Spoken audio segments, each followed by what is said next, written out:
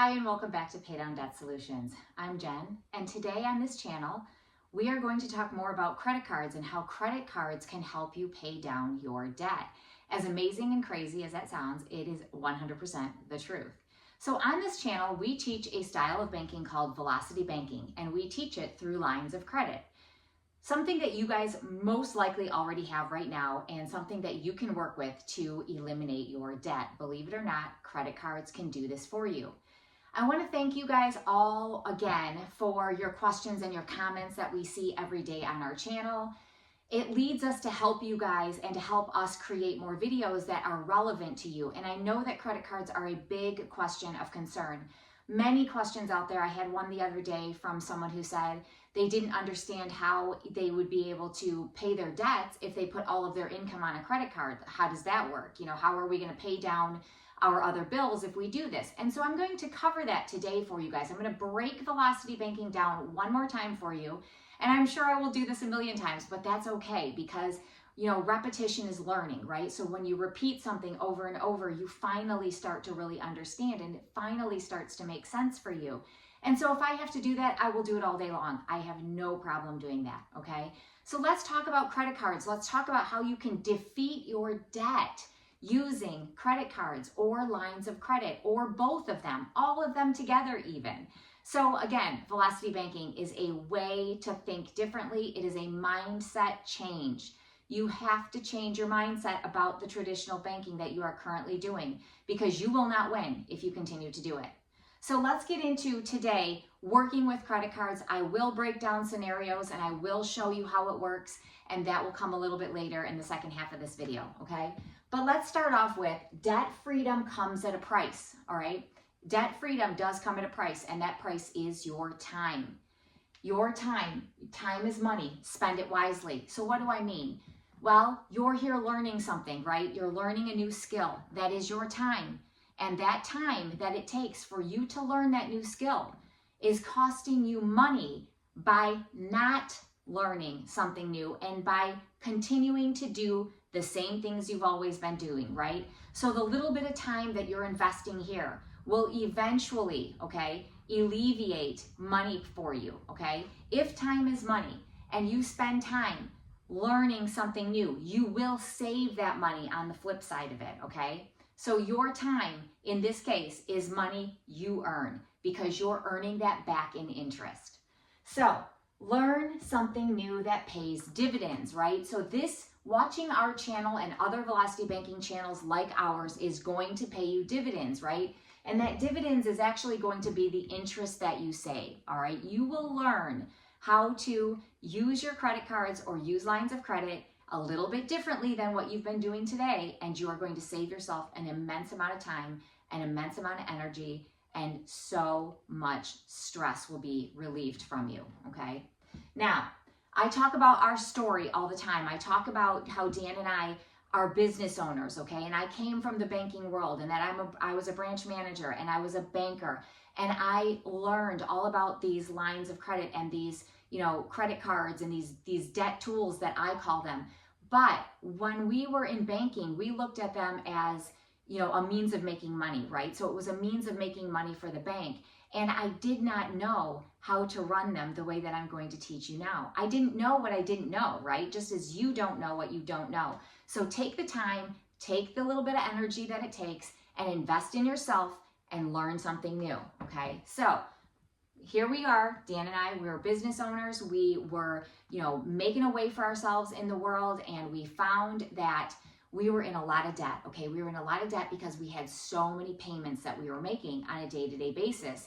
And when you guys enter into life, right, and you buy a house and you buy a car and then you buy another car and then maybe you buy a tractor because you have some property, or maybe you buy a lawnmower, right, and you do all this stuff on credit, okay, of some sort, whether it's a loan or a credit card, whatever you do it on. You do that because somebody told you you could. Somebody told you you qualified, right? And so just because you qualify for something doesn't mean you can actually take it on, okay? And so when you're taking it on in the traditional banking style, the traditional banking system, you end up strapped because you don't have any cash flow left over at the end of the day. You're allocating every dollar amount you have towards these bills. okay? And towards these things that you want. And if you continue on in that traditional banking system, you'll never get yourself out of debt because you don't know how to do it a better, more efficient way, which is what we teach on this channel and what we're going to teach you some more about today. And we're going to do this strictly with credit cards today. I will be talking about lines of credit because they are very pertinent and they do make a lot of sense for us, right? They do come into play because credit cards can help you get out of debt, but so can small lines of credit, just as large lines of credit can get you out of even more debt. So we're going to go into that. Now, you can see I have a 1 and a 2 here, and these all correspond to what I will be talking about, 3 and 4, over here, 3 and 4, okay? So number 1, let's talk about lines of credit. Well, what are lines of credit? Well, in Velocity Banking, that is all we use are lines of credit. Lines of credit are debt freedom tools, okay? That's all they are. So you have a line of credit right now sitting in your wallet, and that is called a credit card. And that credit card is probably a source of a lot of stress and a lot of anxiety for you because I'm sure you have a payment on that every single month, and that payment keeps creeping up because you keep putting more and more and more and more on that credit card, and you're not paying it down and you're not paying it off. Well, if you do things just a little different, like I'm going to show you today, you will be able to do that finally. Other lines of credit out there are personal lines of credit, okay? Personal lines of credit and home equity lines of credit, such as and business lines of credit. Those are all lines of credit. I sometimes refer to them as RLOCs, or revolving lines of credit. Revolving because there's money going into that line of credit and there's money coming off of that line of credit, right? So when you swipe that credit card, you're taking money off of that line of credit, right? You're making a purchase, okay? So you're taking money from it. Now, conversely, when you put money onto that card, you're paying it down, right? So you're reducing that line of credit, all right? So you charge it up, you pay it down. You charge it up, you pay it down. And it's a vicious cycle because if you don't know how to run it properly, you're going to continue doing that. And most of the time, it ends up going up higher and higher and higher versus coming down lower and lower and lower, which is what I'm going to be teaching you today, okay?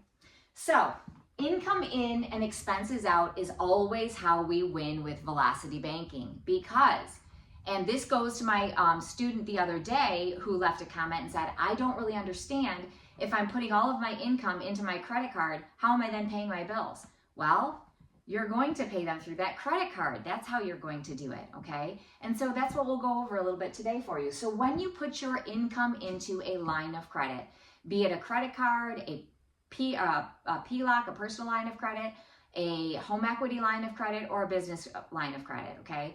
When you put your income into that card and you charge your expenses out, okay, you are dropping your average daily balance. You are dropping your balance considerably. As soon as that income goes into that card, the balance drops, right? So if I'm sitting at $10,000 on a credit card and I put in $4,000 of my income, that card goes from 10 to 6 immediately, right? And so it sits there until you start to make some charges. Now, because that credit card or line of credit, whatever it is calculated on an average daily balance, when you put your income into it and you drop that balance down to 6,000 from 10 to 6, okay? That means your average daily balance isn't sitting at 10,000 anymore. So that means your interest isn't calculated on $10,000 anymore. When it drops to that 6,000 that day, or for however long it sits at 6,000, it's now going to be calculated at $6,000, your interest, okay? Now, slowly throughout the month, that is going to come up, right? Because your expenses are coming off of that card or that line of credit. And when your expenses come off of that card, right, that means that you're then going to pay a little bit more interest every single day. So we try to hold our balance down there as long as we can. And then we make our expenditures out of that throughout the month. But then it averages, right? So it's not going to stay at the 10,000 for the month because you slap in that $4,000 and it pulls our card down to 6,000, right? So from 10 to 6, that means we're now averaging the interest that we pay, okay? Which means you pay less. That's exactly what that means. So that's one of the reasons why you put your income in and you run your expenses out of that credit card, okay? So your expenses, let's visit that for a second. So what are our expenses? Well, let's see, we have utilities that we pay. We have groceries that we pay for. We have gas that we pay for. We have medical, a doctor's visit. Let's say we go to the doctors or we take our kids to the doctors, right? And we have to pay an office visit. That comes off of the credit card. Literally everything we do at this point in time in our life, just about, can be paid through a credit card. There are certain things that cannot. The things that cannot would be your rent or your mortgage, your car payments, other credit cards, and loans, okay? And I know you're sitting here going, well, that just takes care of everything that I have to pay for. So again, if I put my income in and I run my expenses out, I still have these bills to pay for, right? And I get that. But that's where you hold out those parts of your income, okay? So if I have $1,100 as my income or my rent, I'm sorry, not my income, my rent. If my rent is $1,100, that means I have to hold that out of my income that I put onto my card, okay? So I can't put the $1,100 in there. Now, let's say I have a car payment for $600.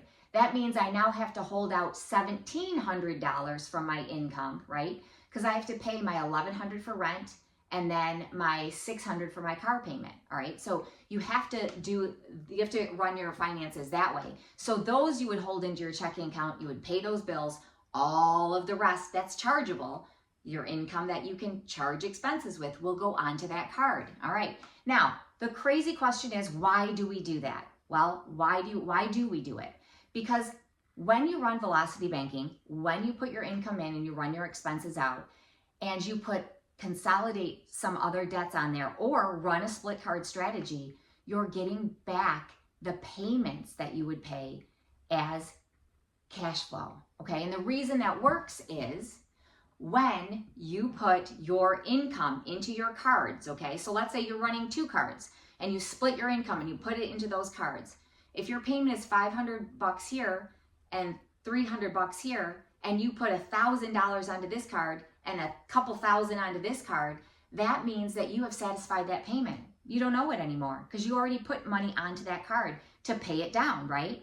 So those payments then come back to you as cash flow and help work your balances down. And I'll go over that for you in a little bit with a situation here, a scenario that I'm going to show you how this works. All right, so those are lines of credit, right? And then I talked to you guys just now about income in and expenses out, right? Just did that. So let's talk about it. Let's look at this illustration. I am huge when it comes to illustrations because that is how I learn. Many of you out there are the same way. Many of you learn that way. Many of you learn from Dan's style of teaching too. So Dan has a very specific style of teaching. I have a very specific style of teaching. And that's what we try to do, is encompass all those learners out there. So today I'm going to show this for you in an image so that you can see and understand a little bit more how income in and expenses out work when it comes to lines of credit. So here is a checking account, right? Okay, so you have a checking account over here. And when you run your finances through a checking account, which most of you are doing, that means that you have a checking account where your income goes into the checking account. And then these arrows here are depicting the bills that you have to pay. Okay, so this is a bill. All right, maybe this is a bill. Maybe this is gas. Maybe this is groceries. Okay, so whatever it is, you're paying stuff out of your checking account like you always do. All right, so it's year one, let's say. So year one, you put your money into your checking account, you pay all your bills, you have nothing left over because that's, how society works nowadays, right? We just don't have anything left over. And then year two hits, okay? So here's your checking account. Here's the money that comes in, your direct deposit. Here's the money that comes in, your direct deposit, the same amount. You might have gotten a raise, but guess what? Your insurance went up too, didn't it? So then that negates that. So that's the other problem. You're putting money into your checking account. You don't have any extra money because something else balances that raise out, doesn't it? And pulls from it on the other side. We all know how this works. So year two, checking account, same amount of money pretty much going in, right? Same amount of money coming out because we have bills. We got to pay our bills. We got to pay our loans. We got to pay our utilities. We got to pay the phone bill. Got to pay all those things. So year two, same amount goes out. Year three, checking account, you've got bills, you've got loans, same amount again going out. Same amount still coming in pretty much, isn't it? Okay, so let's say Instead of using that checking account, you now decide to get a little smarter because you've been educated. You've learned a little bit more about how your time spent learning something new is going to be money in your pocket, right? Because that's how it works.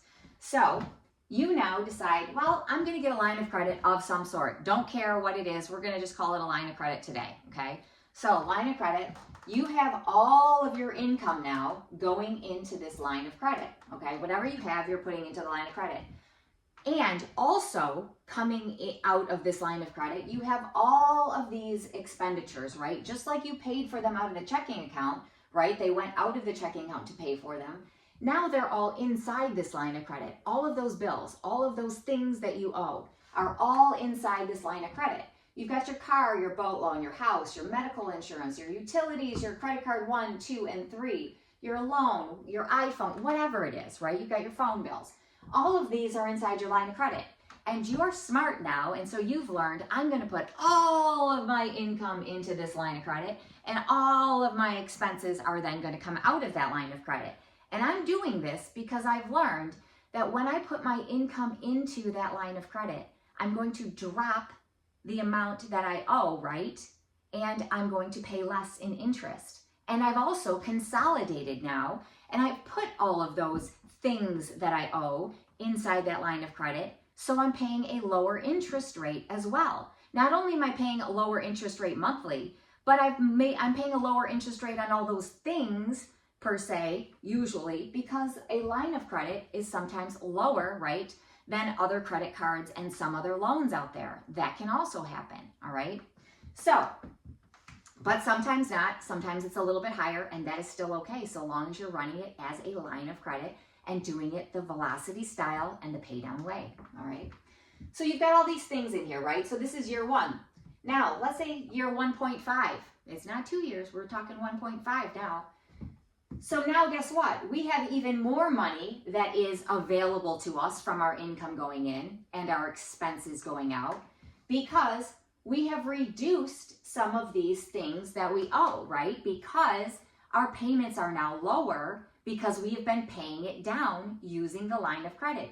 Income's going in, our expenses are going out, our interest has dropped, our interest is lower, we've consolidated some of those payments. So those payments now come back as cash flow to work down what we owe on that line of credit. So here's this big old line of credit in year 1, right?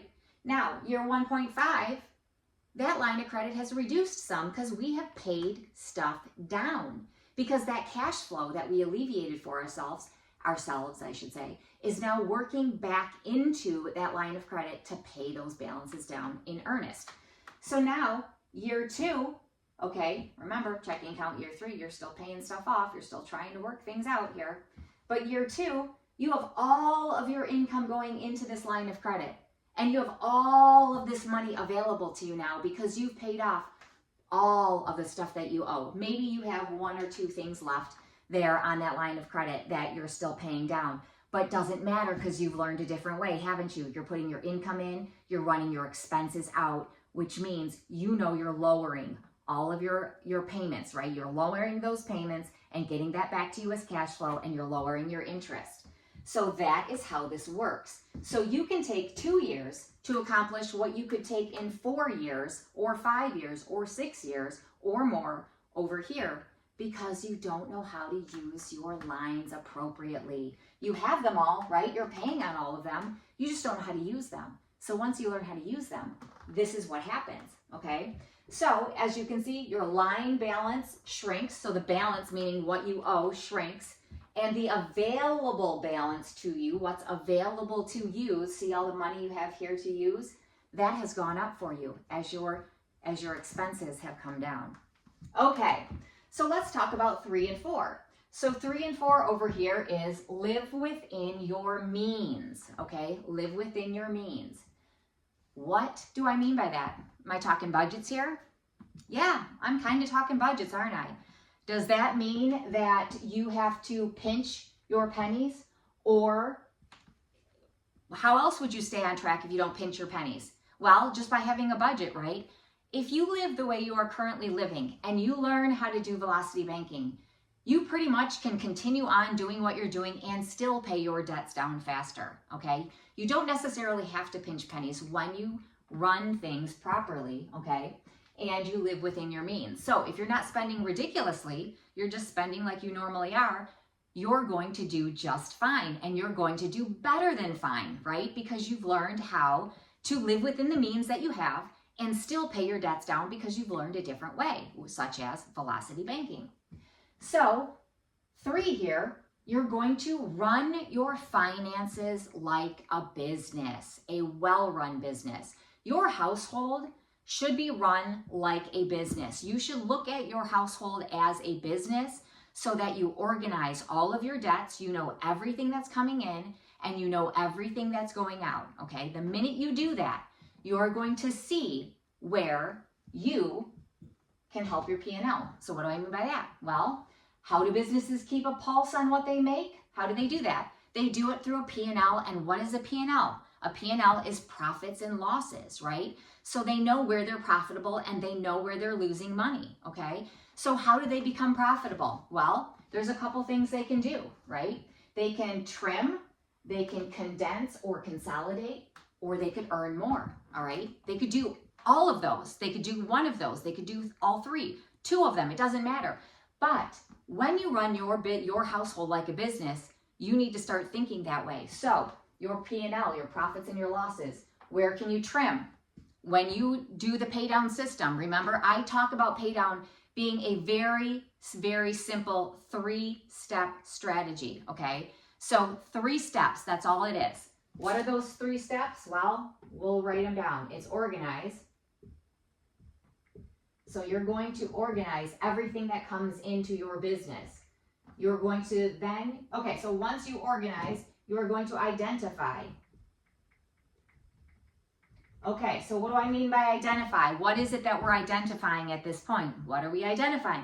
We're identifying what our debt tools are, what our debt weapon is, our debt destroyer, right? We always call them our debt destroyers. Our debt destroyers could be a business line of credit if we're a business. It could be a personal line of credit if we have a personal line of credit available to us. If we have equity in our home, it could be a home equity loan, right? It could be, I'm sorry, not loan line. It could be a HELOC. Now, always a line, never a loan. So, could be a HELOC, but it could also be credit cards. And that is what we're talking about today, are those credit cards.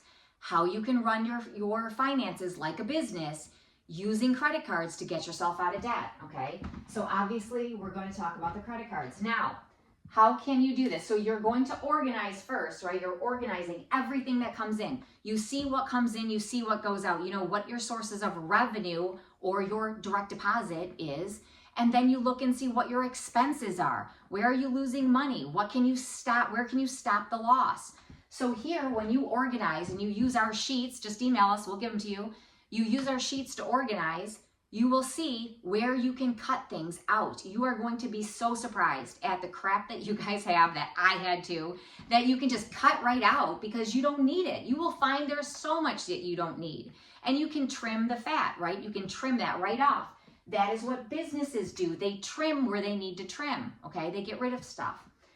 Then you condense, right? You say, okay, what do I have that I can pull together that I don't need sitting out there on its own, right? And that comes into play here with your identify step. You're identifying where you can consolidate anything you have out there to consolidate.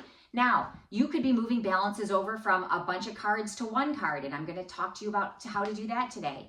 You could be moving credit cards and loans over to a personal line of credit or a home equity line of credit. Consolidate that way. Again, you're funneling down, right? You're funneling all those debts, those extraneous debts out there that you're paying, you're shuffling to pay out of your credit card. Now, you're going to funnel them into one line of credit. And when you do that, those payments are alleviated, meaning that becomes cash flow back into your pocket, right? The cash flow comes back into your pocket and works down those debts because you're not going to go spend it now. You're smarter than that. You're going to let it work down your debt first. And guess what? When life lifes you, that's okay. If you have a month when expenses go the wrong way, that's all right. It can happen and it will happen. I can guarantee that. One thing I can guarantee is you are going to have months where you spend more than you make. It's going to happen. But as long as you're not doing that every single month, you will be okay if you run your banking through Velocity Banking through the pay down way. All right, organize, identify what your debt destroyer is, that debt weapon, that debt tool, your BLOC, PLOC, HELOC, credit card, what have you, okay? And then you are going to implement, okay? So that is our last step. It's implement. Okay, you're going to implement. Well, what does that mean? Well, this is the fun part. That's where you're working it down. That's where you're going to take step 1, step 2, roll it together and implement it and make your strategy work like magic. Remember, monthly adding gentle interest charges, because you're going to be smart by putting all your income in, dropping that interest, right? So it's smaller, less, more gentle interest than you would be paying if you left it like this and shelled out money to pay each and every one of them individually without funneling it through, funneling your cash and your income into those lines of credit. All right, so credit cards can help you condense and earn, okay? They can do that. And so that is what I want to show you. I'm going to clear my board and I'm going to get ready to show you guys exactly how to do that. I'm hoping to clear up this confusion for you because I know it's confusing. I get it. When I looked at this before, I had no idea. The same questions are what I had. How do I put all of my income into a card? How am I going to pay my bills? How does that work, right? Explain me this, Jen. I don't get it. I don't understand, right? So I wish I had a Jen out there that it would have explained it to me. But I kind of did because I was watching other channels and I learned just like you did. And it went like that. Like I got it pretty quick, right? Just as you guys are going to get it pretty quick when you see it enough. Okay, so give me a sec and I will clear this board and show you. Okay, so I'm back and I want to go over this, this scenario with you here. And again, we're talking about credit cards here. So we have all sorts of different lines of credit that we can use. We can use personal lines of credit. We can use home equity lines of credit. We can use credit cards. We can use business lines of credit. But many of you are in a situation where all you can use are credit cards, and that's okay, because that's exactly how Dan and I started our, reduction in debt, was all through credit cards, and we were able to do it, and I know you can too. So here's a couple different ways that we can do that, all right? So if we take a look at this, and we have our income here of $4,300, okay? So we have total expenses also of $4,300, meaning there's no cash flow, all right? So part of Velocity Banking is gaining cash flow back to you, right? Getting cash flow back so that you guys can work down these debts and get yourselves out of your situation so you can become debt free. Well, if this is our situation and we have no cash flow, okay, and we're working solely with credit cards, meaning we now have to work within chargeable and non-chargeable expenses, okay? And so if we have rent, which is $1,100, okay, let's say there's no car payment, we're just gonna do rent for now, okay? So that means that we have our available income at this point, okay, as our income minus our $1,100, because we would have to hold that out into our checking account so that we can pay our rent, okay? Same thing with expenses. It would be expenses minus that $1,100 so that we can hold that out of our checking account and pay our expenses, all right? That's how we have to do this. Now, hold that thought for a second, because if we have this situation here where we have a credit card one here is $1,500 and it's a payment of $41 and the interest is 21%, and it would take 4.11 years to term this out, and it would cost us $905 at the end of that term, okay? Credit card 2 is for $3,000 and the payment on that is $100 at 28%. And it's 4.5 years, which means the payback on that, so to term it out, is $2,200, all right? So now we have credit card 3 at $2,800. Its payment is $89. It's at 26%, 4.6 years to term it out at $1,968. Now, the loan, and this is many of your situations as well. Your loan is down to $4,500. Let's say it was at $2,400 to begin with, okay? So it's down to $4,500. That's what you have left. You have a $497 payment at 8.9%. It was a 5-year term, but there is 1 year left, which is what that's supposed to say. I know you can barely read it. So 1 year left. So now you're only paying the $195. Well, it's $195 because remember, loans are amortized.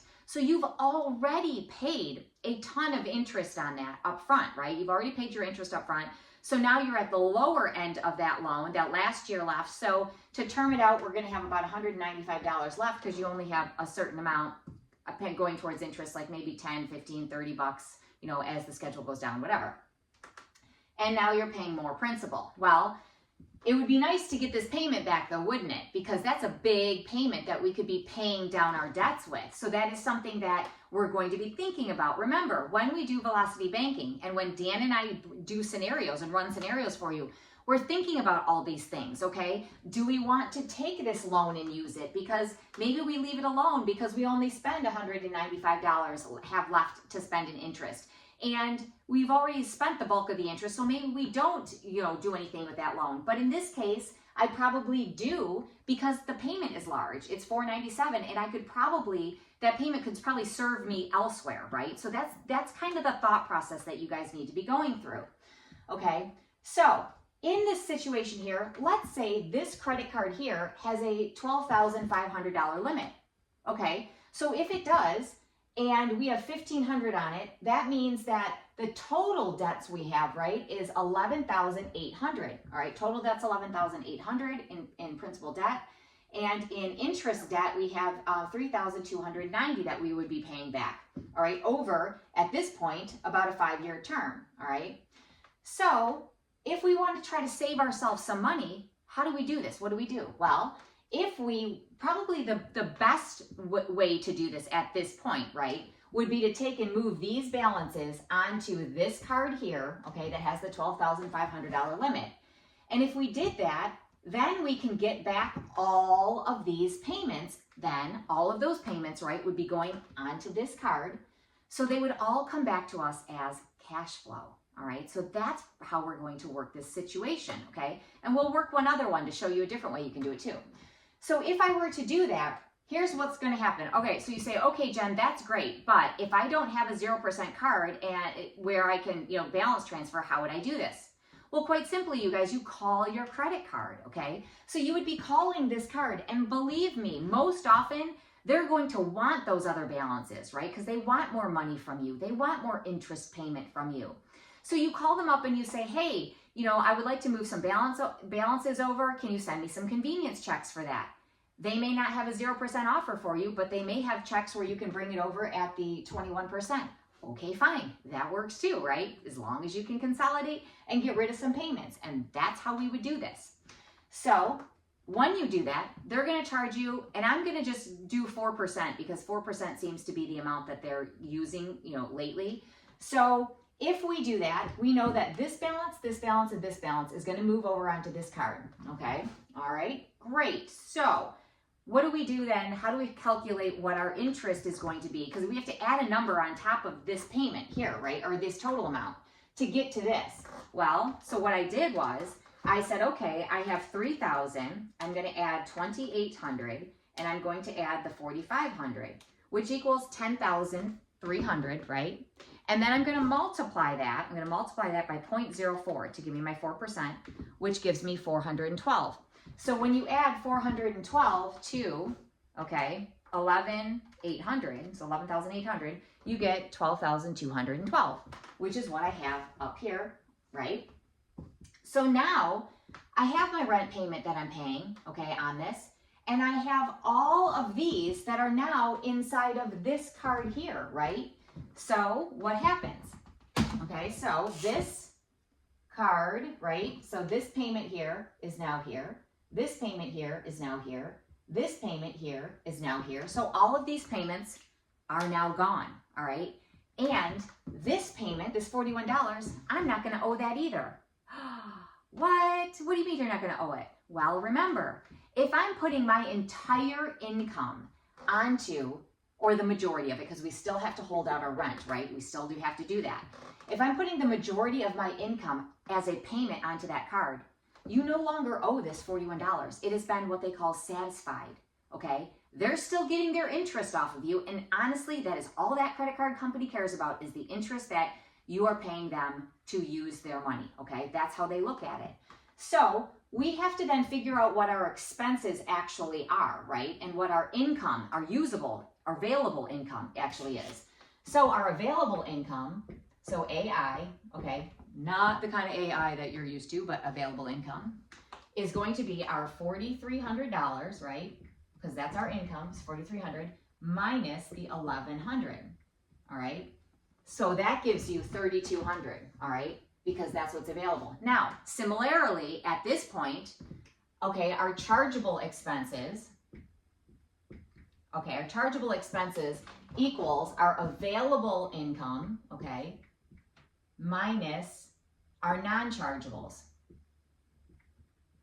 Okay, so our non-chargeables. So your available income minus your non-chargeables. Well, when we do that, okay, so if we subtract all of these off, right, of the available income, which is our $3,200, right? So if we take $3,200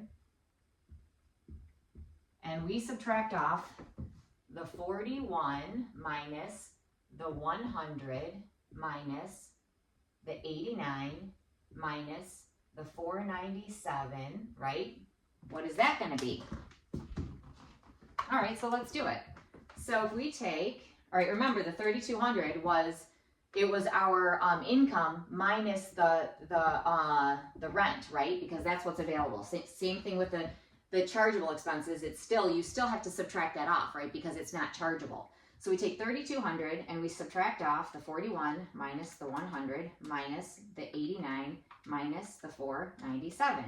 And that equals 2473. 2473, that is our expenses. Okay, that's our expenses. So this is what we're going to use with this, these are our chargeable expenses. I have to make that distinction because chargeable versus non-chargeable. We know that the non-chargeables are like our rent here that we can't pay through the credit card. So we have to hold that out and pay that through the checking account. So that's where your question is, what do I do because I have these bills? How do I pay them? Well, you're going to hold a certain portion out to pay those, right? But every single bill that you can run through that credit card, you're going to. And the reason being, remember you guys, it's that income in and expenses out. The more income you put onto that card, you're going to drop those balances lower, which means your interest rate is going to be lower. Your average daily balance will then be lower again. And that's how you're saving money, okay? So when you run the strategy this way, okay, so when you do that, so what do I do here? So again, so for those newbies out there that don't know how to do this, okay, so you're going to calculate, you know, what you're going to be paying, and now you're going to try to figure out how long it's going to take you to do this, all right? So what you're going to do is you take your high balance, which is your $12,212, you subtract off your income, okay, of the available income, and then you're going to, that's going to lower you high balance. Your low balance for the month is $9,012. So you're going to actually add these two together, and you're going to get a number, and you're going to divide by 2 to get your average. Remember, you're averaging.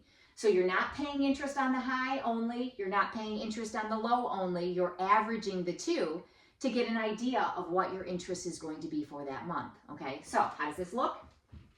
So this looks like this. So we take our $12,212, we add our $9,012, which equals $21,224, as long as I didn't fat finger that. And then we divide it by 2, which equals $10,612, okay?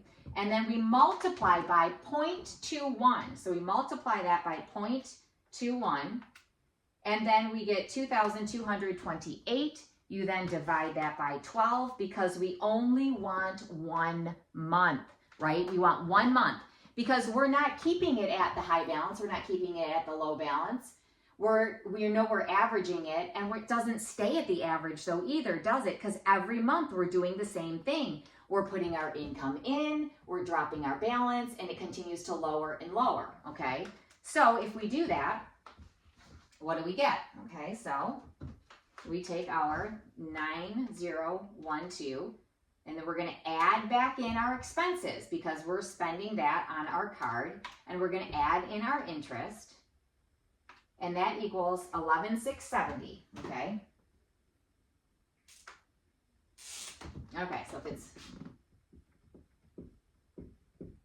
Sorry, I know I'm using the wrong color. I can't do that. My OCD won't let me. I know, crazy, right? Okay, so 11,670. Okay, so 11,670. Here's where you have to stop and do your checks. Are you going in the right direction or are you going in the wrong direction? Well, you better be going in the right direction, right? So is 11,670 lower or is it higher than the 12,212? Well, this is lower, so we know we are going in the right direction. So we have not overspent. We are moving our balances down, we've consolidated them, and we are paying off our debts, right? We're paying down our debts. Now, let's say, and I will tell you in just a second how much you saved doing this, okay? So at the end of this, well, let's do it now. We'll talk about the next step in a second here. Okay, so if we run this down, okay, how long does this take us? Remember, it's taken us 5 years approximately to do this, and we've spent $32.90, okay? Doing it this way is going to take us 15 months, okay? So 15 months. And we are going to spend in interest $1,703 to do it, okay? So you have not only cut your time in half, but you've cut it even more than that, haven't you? You've spent a little bit over a year to only spend $1,703 in interest versus the $32.90. So what is that savings? Remember, guys, Dan's my math guy. It's not me. All right, so I've got $32.90 minus the $1,703, which means you've saved yourself $1,583 by learning a different way. You've saved yourself time, right? You've invested a little bit of time, but you have saved yourself a greater amount of time on the back end of that, haven't you? So this is why, again, you guys, this is why we Velocity Bank. Now, I know that not all of you have the limits available, right? So there's plenty of you out there that do not, okay? You're at max card, so you have a max card strategy that you'd have to do. Remember, organize, right? You're gonna organize, you're gonna identify your debt weapon, your debt destroyer, and your plan. And then you're going to implement it, okay? So if you do that, remember, 3 simple steps. That's all Pay Down says. 3 steps to get this done. And that's it. It's pretty simple, right? Now, let's say you don't have this limit available, so you have to do something different, okay? So then what you would have to do is look at your cards and say, okay, where am I going to get my biggest bang for my buck, okay? Meaning that you have 3 lines of credit here. You have credit card 1, credit card 2, and credit card 3. You want to take the credit card that is going to give you back the most in payment, okay? And in order to work these debts down. So what I would have to do in this situation, knowing my loan is just going to have to term out because I can't do anything about it at this point. You can't put money into a loan and take money out, can you? So I can't get back this $497 as a payment right now. Now, if my credit is good, I might be applying for a 0% interest card. I might be doing that. If my credit's good enough, I might be applying for a personal line of credit. Heck, I might be applying for both. Because if I could park some of this money on a 0% card and you also get myself a line of credit, I know I have all the tools and all the power at my disposal to save myself a heck of a lot of money at the end of the day.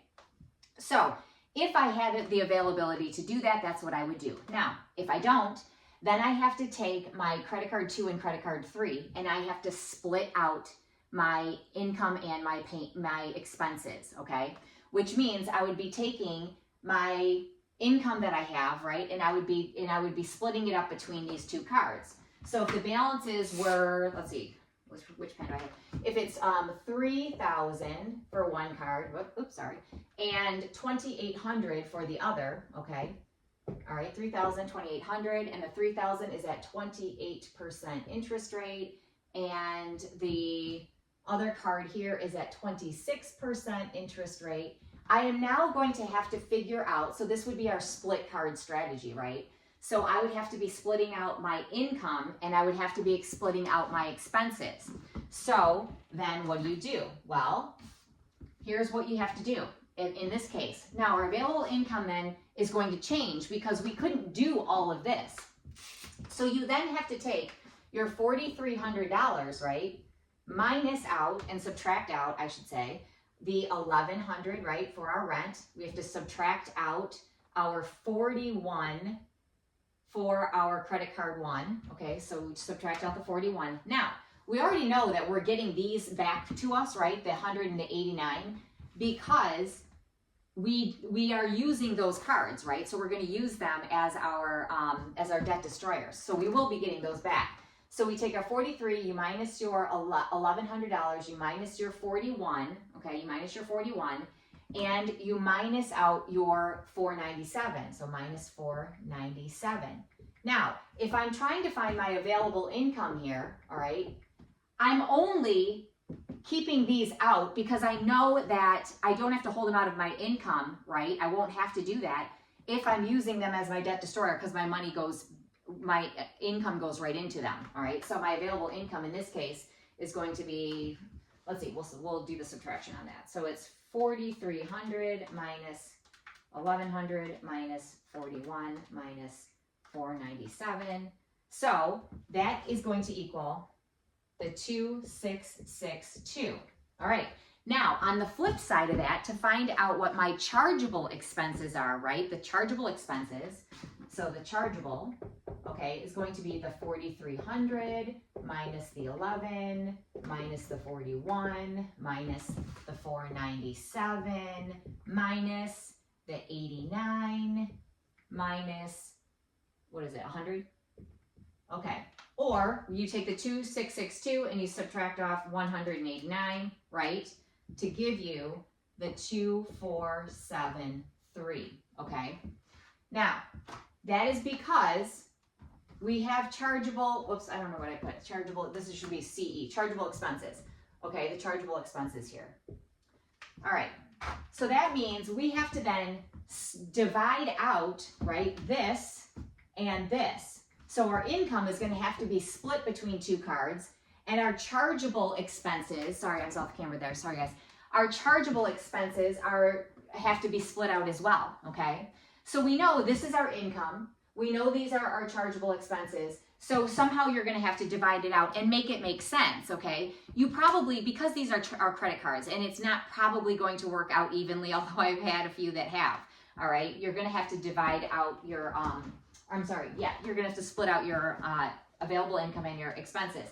So if you were to split out your income evenly, let's say 2,662 divided by 2, okay, is going to be 1,331, okay? So then we would have to subtract off from each of these 1,331, 1,331, okay? All right, now here's the problem with doing that though. This is a little bit more than this. In a sense, these are more equal, right? So if there was a greater disparity, and let's say this was 6, all right, and let's say that this was 2, I would want to put more of my income onto this card, all right, most likely, and less income on this. And similarly, I'd have to do the same thing with these expenses. If I split those down the middle, all right, so if I split them down the middle and we did 2,473 divided by 2, then I'm going to get about 1,236.5. So 1,236.5. Well, that's probably not going to work out either. So if this is 6, I'm probably going to want to put more expenses on here with the more income and less expenses on here with the less income, right? If that's how I was doing it. But for the sake of argument here, we're just going to say, we're going to put on the 1,236, okay? All right, so if I do this, right, and we subtract it out, so 1,236, that's going to be our expenses. Okay, so 1,236. So let's take 3,000 minus the 1,331. That's going to be 1,669.